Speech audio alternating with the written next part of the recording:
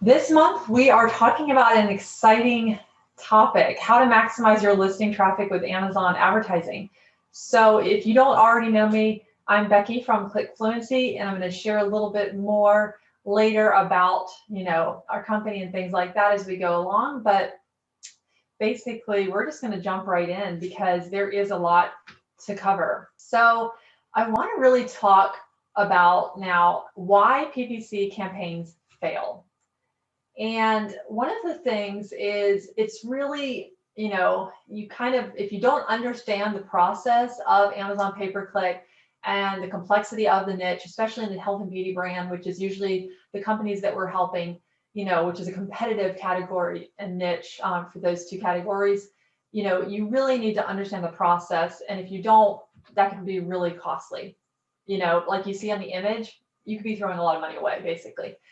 And also, another reason that campaigns fail is sometimes when people are creating campaigns, they are only doing one ad group.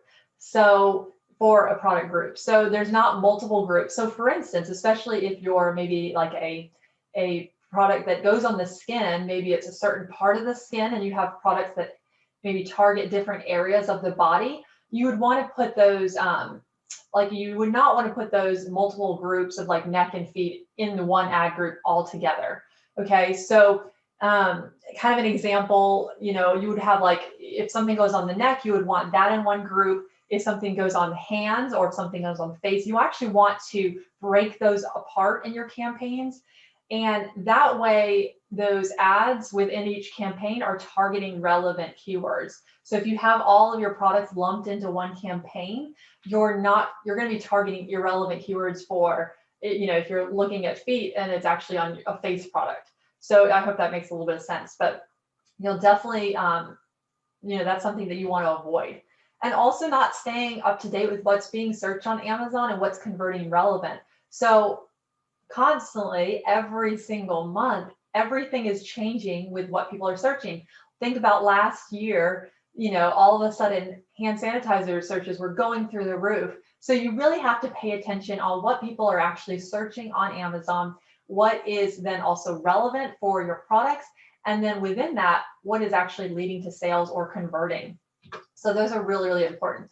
And then another mistake that we see on why, pay-per-click campaigns fail is there's not really that strong call to action or the listings are not optimized. So, you really want to make sure, we've talked a lot about this last month. If you had a chance to attend our webinar on, we were talking about listing optimization and things like that and, SEO on Amazon. And it's really, really important that you make sure your listing is going to convert so that when you are, driving traffic there, that it's actually, enticing people to want to buy and adding it to their cart. So those are really important things. Some reasons of why pay-per-click campaigns fail. There's a lot of different reasons, but I'm going to kind of hit on a few of the major ones. Targeting very general, very broad keywords. Amazon, for instance, will send you recommendations. A lot of times, if you have a seller account, a lot of times those are very broad keywords. They're not really focused in. That can get very, very expensive, and that might not even lead to conversions for your products. There's also sometimes, if you focus too much on irrelevant keywords, so keywords that, are not even relevant to your product, you think, well, because it's getting search volume, I should add this in my campaign. By doing that, it's really leading and setting it up for failure. Another thing is not doing enough ongoing attention to how the keywords are performing. So we definitely recommend there's a lot of attentiveness. Otherwise, going back to that previous slide, a lot of money is going to start going down the drain pretty quickly. And just because, it'll start spending it. And if it's not performing, it'll shoot up the, ACoS, the advertising cost of sale. That's not what you want to see happen.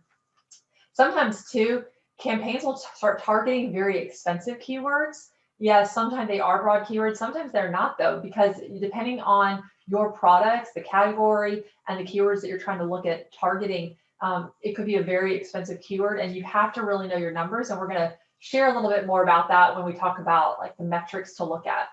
And then, not optimize your campaigns regularly as well. It's not a set it and forget it. And I'm going to flesh that out and what that means a little bit later, but you really want to make sure you're paying attention. And if you're not having a person really look over and paying attention to the campaigns, there's only so much that a software or computer could do. There's a lot of time, like, you'll have to have someone looking through this manually, like paying attention to what is being targeted, what is leading to sales and stuff like that. Most of the budget will, also, if you have you usually can set a budget within your campaigns. And so a lot of times the budget will go towards a lot of those higher cost keywords. And that's going to be a problem too, that could, be an issue, because all of a sudden all this spend went to really high cost keywords that are maybe not generating the results they could be. So that would be another reason that a lot of the campaigns can fail. So I want to kind of give you an idea, do some simple math. Thankfully, the math has already been done, so I don't have to do it in my head. Otherwise, I'd have to probably use my phone calculator. But just to kind of give you this example. So let's say we have 1,000 sessions. So when you look at Amazon Business Reports, one of the columns that's really important to look at is sessions. That's how many times someone is visiting that product listing. And then let's say you're looking then at the conversion rate. Remember, the conversion rate, that's, you're looking at the unit session percentage. So how many times are people then buying?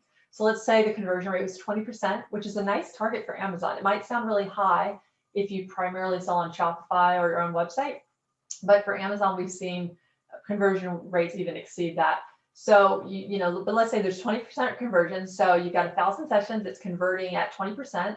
So that means you're getting $200 sales on that listing, okay? Now let's say your average product sale price is $40. So you've got 200 sales times $40, that's $8,000 a month, okay? And then just to kind of give you an idea of like projected return on investment, or your ROI, is, let's say, 22,800 in revenue. That's how many sales that you got. And let's say you spent $3,000 on Amazon ads for that particular product. So you're almost seeing about a 7.6, almost an 8 times return on your investment on that. And something else to kind of note too is you also should be paying attention before you run ads and then after you run ads, looking at how many sessions you're doing. So typically the ads will generate more sessions, so you'll see a higher session go up. So let's say you only previously had 100 sessions, and because of ads, you've been able to jump it up to 1,000 sessions. You're getting your product seen, it's in front of people that it's relevant to. So with that same conversion rate, that would actually then give you a 10 times return because of the additional traffic that you drove through to the listing from ads. So that's just to kind of give you an idea too.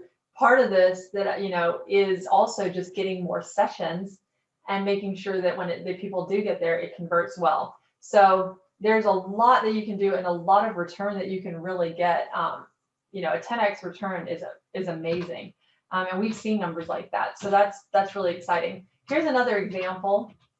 So let's say you have 500 sessions. You're converting at 30%, so you're converting higher. You've got, that means 200 product sales. Let's say this is a higher price item.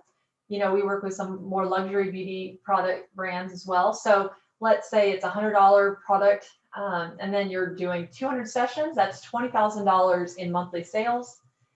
And, for $20,000 in revenue divided by, let's say you spent $4,000 on ads for that product, you're still then getting a 5 times return on investment, which is a really good return.